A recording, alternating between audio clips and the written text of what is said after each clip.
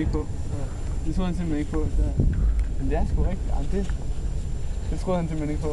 Han tager først, så begyndte han sådan at sidde og grine for det. Laver du? Jeg filmer. Det er ledet at filme. Ja, det er pisse ledet at filme. Så vil vi have procenter af alle de penge, der river ind på den her film. Fortæl historien. Der var ikke rigtig mere ved den. Altså, jeg har ikke sådan nogen punchline. Der er spændt lige det der kamera væk. Nej, jeg filmer. Det var også griner i går morges, da vi sad oppe i gondolliften med de her 2 spaniere. Og så sad der også bare, over på Rentel, det er helt vildt godt. Det er det her område herovre, det er der alle turisterne gør. Over på Rentel, det er alle de lokale. Og det her, det er for pussies.